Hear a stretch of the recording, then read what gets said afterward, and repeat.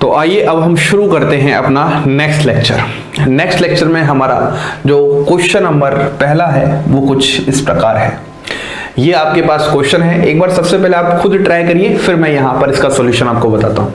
देखो इस क्वेश्चन में क्या कहा गया है। सबसे पहले आपके पास ये कुछ ऐसा डरावना सा स्ट्रक्चर है। देखो ऑर्गेनिक केमिस्ट्री में कभी कभी डरना भी मना है ना, और कभी कभी डरना भी है, दोनों ही चीजें करनी है। तो ये कुछ ऐसा सा स्ट्रक्चर है डरावना टाइप, लेकिन फिर भी क्वेश्चन तो करना है। कैसे करोगे सोचना जरा ध्यान से। आपके पास MCPBA है, ये रिएजेंट क्या करता है? तो उसके लिए सबसे पहले आपको पता है इस सबस्ट्रेट में आपके पास यहाँ पर क्या है, कीटोन है, और कीटोन के सामने जब MCPBA जैसा कुछ आ जाता है तो वहां पर आपके पास क्या करता है, ऑक्सीडेशन करता है। और अगर मैं ज्यादा अच्छे से बताऊं तो ये एक फेमस रिएक्शन होती है जिसका नाम होता है bear-villager oxidation reaction. Bear-villager oxidation reaction. आगे होगी बात समझ में एकदम अच्छे से। अब बेयर-विलेजर ऑक्सीडेशन रिएक्शन है तो सीधी सी बात है, इससे आपको यही बात समझ में आ रही है, यहाँ पर ऑक्सीजन का इंसर्जन होता है, इसीलिए इसको बोलते हैं ऑक्सी इंसर्जन रिएक्शन। और ऑक्सीजन का जो इंसर्शन होगा वो कहां पर होगा, ये यहां पर आपके पास प्रोडक्ट X बता देगा। देखो समझना, यहां पर कीटोन है, इस तरफ भी हो सकता है और इस तरफ भी हो सकता है, लेकिन आपने बेयर-विलेजर ऑक्सीडेशन में माइग्रेटरी एप्टीट्यूड पढ़ा है, लेकिन यहाँ पर आपके पास ये स्टेरिक फैक्टर है, तो कहीं ना कहीं यहाँ पर स्टेरिक फैक्टर ज्यादा डोमिनेट कर देगा as compared to migratory factor. इसीलिए जो O यहाँ इस तरफ बनना चाहिए था, क्योंकि इस वाले का माइग्रेटरी एप्टीट्यूड ज्यादा है, वो O यहाँ पर इस तरफ बनेगा। तो सबसे पहले यहाँ पर इस तरफ O आ जाएगा। तो आप देख लो कौन कौन से ऑप्शन है। एक तो A ऑप्शन है, B नहीं हो सकता क्योंकि B तो इस तरफ आया, लेकिन स्टेरिक फैक्टर ज्यादा डोमिनेट कर रहा है इस वाले केस में। C भी नहीं है, और यहाँ पर क्या है D।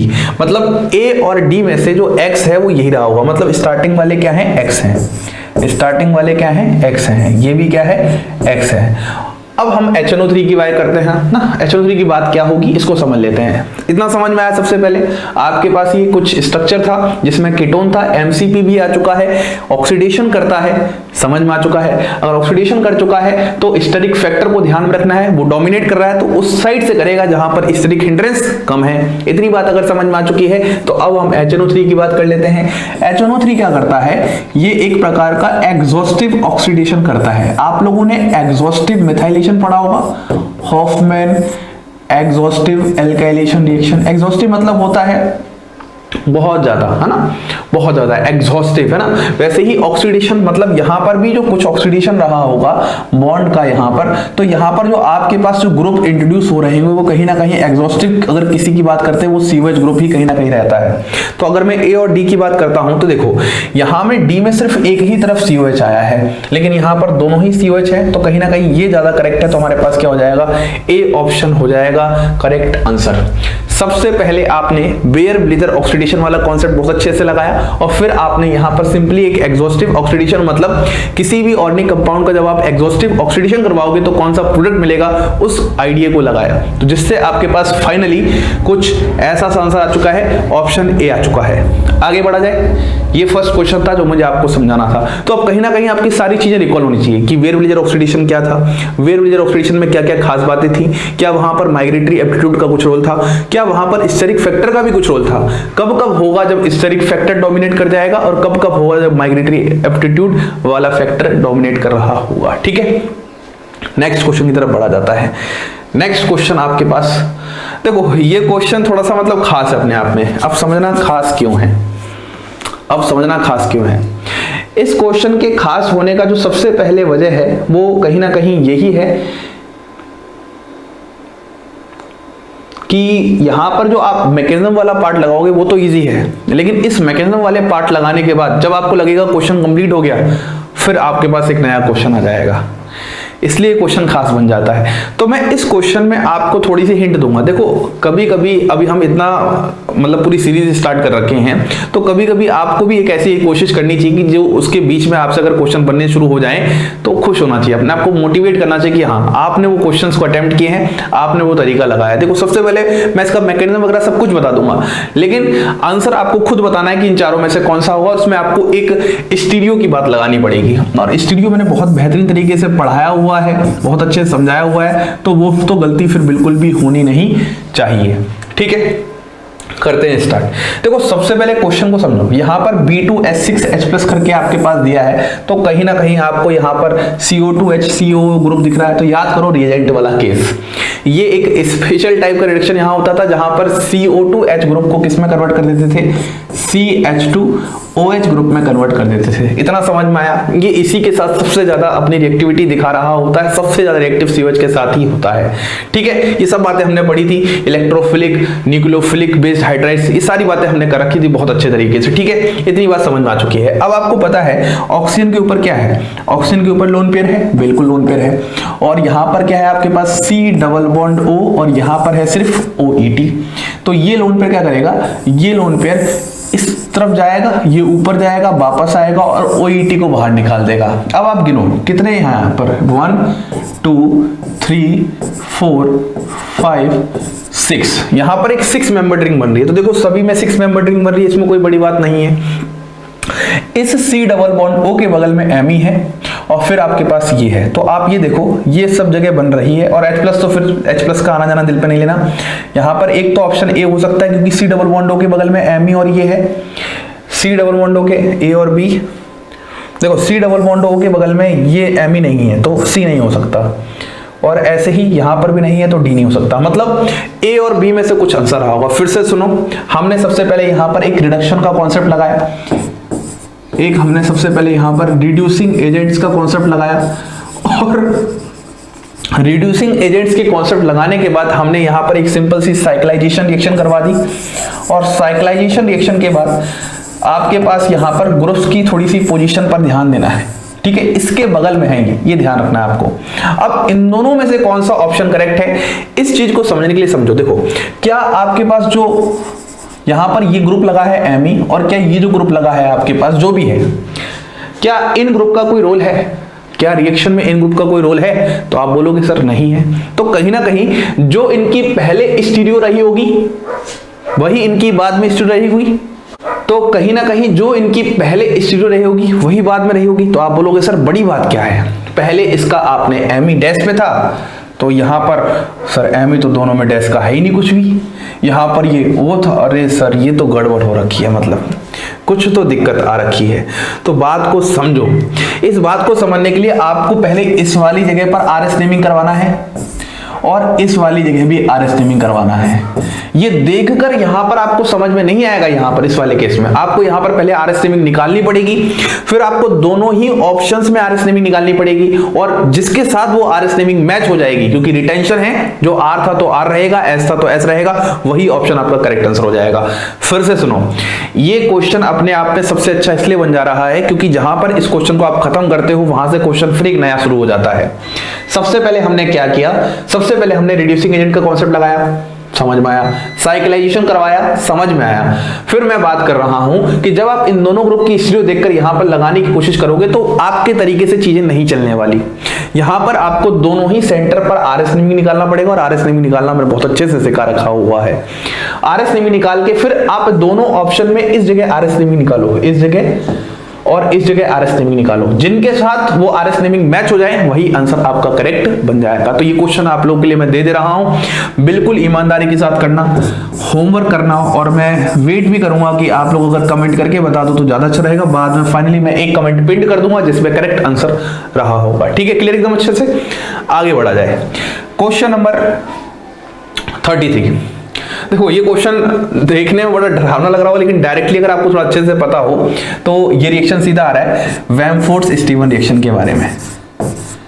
वैमफोर्ड स्टीवंस रिएक्शन, देखो एक बात समझना, जो वैमफोर्ड स्टीवन रिएक्शन है और जो आपके पास शपाइरो रिएक्शन है ना, इन दोनों में कहीं ना कहीं सिमिलरिटी स्टार्टिंग में होती है, लेकिन दोनों में बहुत ज़्यादा डिफरेंस होता है।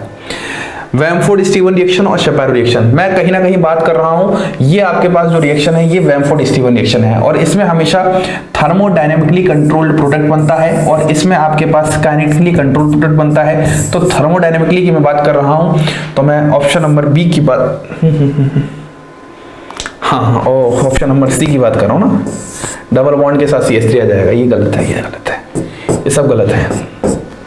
तो सबसे पहले एक बात समझो, आपके पास जब ऐसा कुछ आ जाए तो ये वैमफोर्ड स्टीवन रिएक्शन है, इसके लिए क्या क्या पता होना चाहिए। सामने आपके पास इसको देखा मैंने, इसके बेस को देखा, और मैंने वैमफोर्ड स्टीवन बता दिया, और वैमफोर्ड स्टीवन का आंसर क्या होगा, थर्मोडायनेमिकली कंट्रोल्ड। लेकिन अगर यहां पर मैं बेस चेंज कर देता, समझना, NBuLi लेके आ जाता, तो वहां पर इस रिएक्शन का आंसर अलग आ जाता, काइनेटिकली कंट्रोल बन जाता। तो आपको थोड़ा सा अपने आप से वर्क करना है, वैमफोर्ड स्टीवन क्या होता है। चलो यार बता देता हूँ थोड़ा सा, नहीं तो बोलोगे सर सारा होमवर्क ही दे रहे हो, यहाँ पे क्या कराने वाले हो। सुनो, यहाँ पर आपके पास कुछ ऐसा होगा, देखो समझना, हम बात कर रहे हैं, एक तो आपके पास होती है शेपारो रिएक्शन, ठीक है, थोड़ा सा आइडिया दूंगा मैं, ज्यादा नहीं देने वाला, और एक आपके पास होती है वैमफोर्ड स्टीवन रिएक्शन।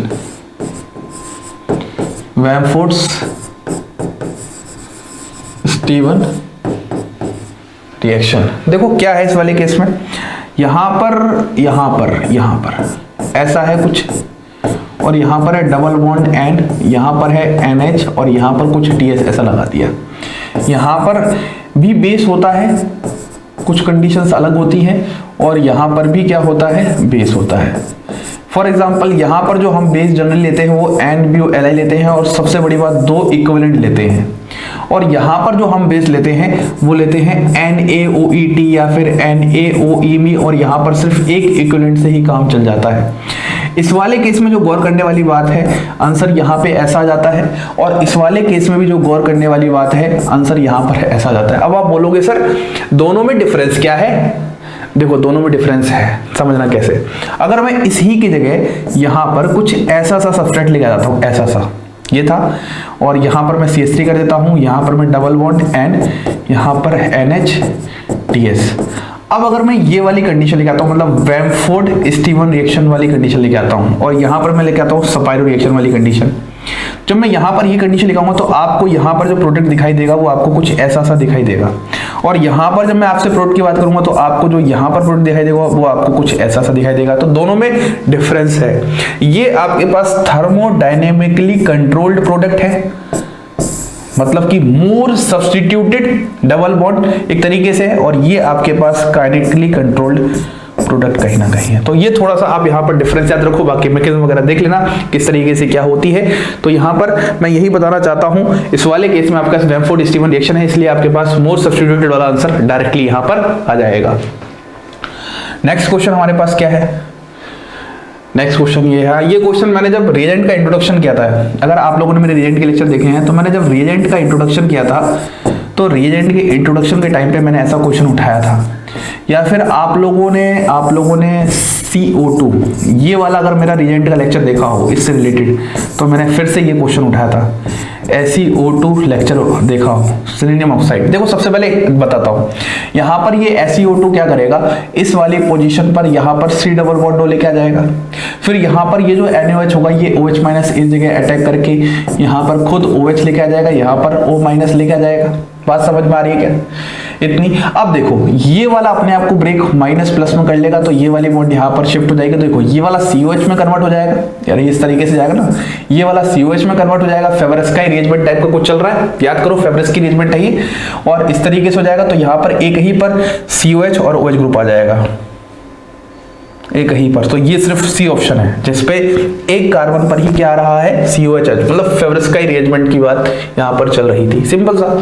अरे डायरेक्टली टाइम भी नहीं लगा यार, कुछ नहीं लगा, बस आपको सबसे पहले SiO2 का मतलब होना चाहिए कि ये एक्टिवेटेड जो मिथाइलिन कंपाउंड्स होते हैं, क्योंकि C डबल बॉन्ड O था तो उसके बगल में भी ऑक्सीडेशन कर दिया, क्योंकि एक्टिवेट थी वो पोजीशन, ऑक्सीडेशन के लिए एकदम आतुर थी अपने आप में। वैसे ही उसके बाद हमने NOH लेके आया तो फेवरस का रीअरेंजमेंट करवा दिया, और फेवरस का अरेंजमेंट में हमेशा एक जो रिंग होती है उसका एक कार्बन कम हो जाता है, जो कि हमें यहाँ पे देखने को मिल रहा है। तो सिंपल सा कॉन्सेप्ट है, एक तो कॉन्सेप्ट है SiO2 के ऑक्सीडेशन का, और एक कॉन्सेप्ट है आपके पास फेवरस का रीअरेंजमेंट का। ये सब प्रीवियस ईयर के क्वेश्चन है, मैं अपने मन से कुछ भी नहीं करवा रहा हूं, और आप देख रहे हो तो सारे क्वेश्चन जो हमने पढ़ रखा है ऑलमोस्ट उसी से सब कुछ सॉल्व हो जा रहा है। ठीक है, क्लियर एकदम अच्छे से। अब अगर हम नेक्स्ट क्वेश्चन की तरफ बढ़ते हैं, जो कि हमारा लास्ट क्वेश्चन है, वो ये है। देखो ये क्वेश्चन थोड़ा अच्छा है इसलिए क्योंकि मैंने इस बारे में आज तक बताया भी नहीं है, लेकिन फिर भी थोड़ा बहुत ये पता होना चाहिए। ये एक तरीके से फ्री रेडिकल जनरेटर होता है ना, इसकी वजह से इसके सामने आपको फ्री रेडिकल को जनरेट करना है, AIBN, एजो आइसोब्यूटाइल, है ना। ये फ्री रेडिकल जनरेटर होते हैं और आपको फ्री रेडिकल को बहुत अच्छे से जनरेट करना रहा होता है, एकदम अच्छे से। बात समझ में आ रही एकदम अच्छे से। अब हम थोड़ा सा आगे बढ़ते हैं कि आखिरकार ये मैकेनिज्म कैसे होने वाला है, समझना। सबसे पहले यहां पर क्या होता है, इस तरीके से यहां पर रेडिकल बनेगा, फिर यहां पर भी इस तरीके से, यहां पर इस तरीके से, यहां पर रेडिकल बनेगा। तो सबसे पहले इनके बीच में एक बॉन्ड बनेगी, ठीक है, यहां पर इनके बीच में एक बॉन्ड बनेगी। उसके बाद आपके पास यहां पर भी रेडिकल का फॉर्मेशन होगा, ठीक है, और यहां पर 5 मेंबर रिंग का फॉर्मेशन हो जाएगा। देखो रेडिकल था यहां पर, तो ये इनके बीच में बॉन्ड बनेगी और यहां पर आ जाता है CH2 पे डॉट। तो आपके पास यहां से H डॉट ले लेगा सामने से, और H डॉट सामने से लेते ही आपके पास यहां पर CH3 यूनिट आ जाएगी। तो देखो आपके पास ये 5 मेंबर रिंग बन के CH3 आ जा रहा है, तो ये ऑप्शन बन जा रहा है। ये आपको फ्री रेडिकल में वैसे देखने को मिलने वाला है, फ्री रेडिकल में सारी बातें होने वाली हैं। तो वहां पर ये आपने बहुत ही फेमस Bu3SNH वाली बातें पढ़ी होंगी, अगर कैरेक्टर बुक को आपने ध्यान दिया होगा तो आपको कैरेक्टर बुक में ये 4th चैप्टर के टाइम पे थोड़ा सा देखने को मिल रहा होगा, ठीक है। तो ये बातें थी जो मुझे आपको इस लेक्चर में समझानी थी।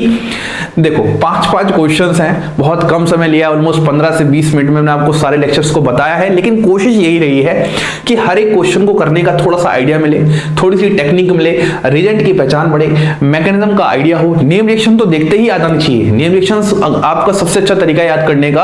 आप एक काम करो, एक पेज ले लो, उस पेज पर सबस्ट्रेट, उसका रिएजेंट और उसका प्रोडक्ट, ये 3 बातों को लिखो, तो सारी चीजें आपकी एकदम अच्छे से क्लियर हो जाएंगी, ठीक है। अब हमने ऑलमोस्ट 2011 तक कवर कर चुका है।